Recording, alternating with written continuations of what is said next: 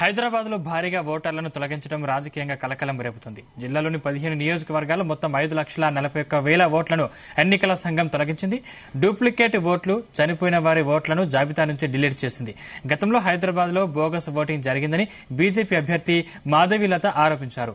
ఈ నేపథ్యంలో ఓటర్ల జాబితాపై దృష్టి పెట్టిన ఈసీ నకిలీ ఓటర్లను తొలగించినట్లు తెలుస్తోంది. హైదరాబాద్ లోని ఎన్నికల యంత్రాంగం ఓటర్ల జాబితాను స్వచ్ఛతను నిర్ధారించడానికి, నిష్పక్షపాతంగా ఎన్నికలను నిర్వహించడానికి, చర్యల్ని అమలు చేయడానికి కృషి చేస్తుందని ఎన్నికల సంఘం స్పష్టం చేసింది.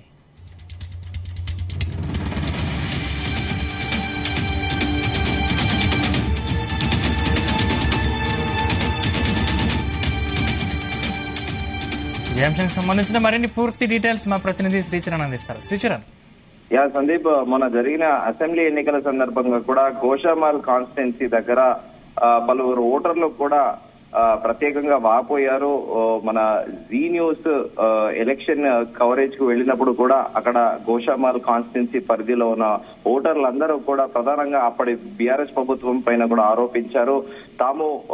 తమ ఓట్లు అక్రమంగా జాబితాలోంచి తీసేశారని కూడా, తమ ఓట్లు గల్లంతయ్యాయని 2018లో కూడా ఇలాగే జరిగింది, ఈసారి కూడా అలాగే జరుగుతుందని కూడా ఓటర్లు ప్రధానంగా బీఆర్ఎస్ ప్రభుత్వంపై తీవ్ర స్థాయిలో అప్పుడు విరుచుకుపడ్డారు. అయితే ఇప్పుడు తాజాగా కూడా హైదరాబాద్ లో భారీగా ఓటర్లు తొలగించడము రాజకీయంగా కలకలం రేపుతుందని చెప్పుకోవాలి. మనము జిల్లాలో దాదాపు 15 నియోజకవర్గాల్లో మొత్తము 5,41,000 ఓట్లను ఎన్నికల సంఘం తొలగించింది. డూప్లికేట్ ఓట్లు, అలాగే చనిపోయిన వారి ఓట్లను జాబితా నుంచి డిలీట్ చేసింది. గతంలో కూడా హైదరాబాద్ లో బోగస్ ఓటింగ్ జరిగిందని బీజేపీ అభ్యర్థి మాధవీలత ఆరోపించారు. ఈ నేపథ్యంలో ఓటర్ల జాబితాపై దృష్టి పెట్టింది ఈసీ. అయితే ఈ నకిలీ ఓటర్లు కూడా తొలగించినట్లు తెలుస్తోంది. హైదరాబాద్ లో ఎన్నికల యంత్రాంగం ఓటర్ల జాబితాను స్వచ్ఛతను నిర్ధారించడానికి,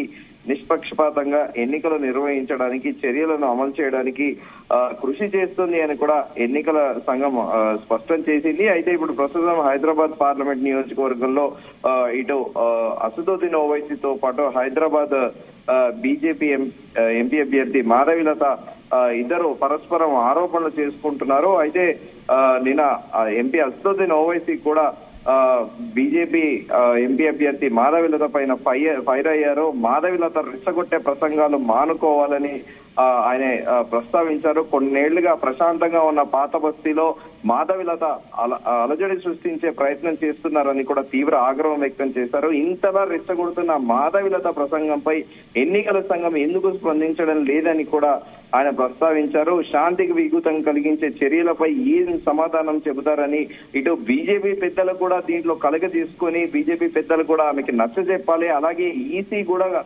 చొరవ తీసుకొని ఇలాంటి వ్యాఖ్యలు, ఇలా రెచ్చగొట్టేటివి ఆమె చేయకుండా ఉండాలని వెంటనే, అయితే ఇలాంటి కామెంట్స్ ఒకవేళ తానే చేస్తే వెంటనే సుమోటో కేసులు కూడా పెడతారని కూడా ఆయన ఆరోపించారు.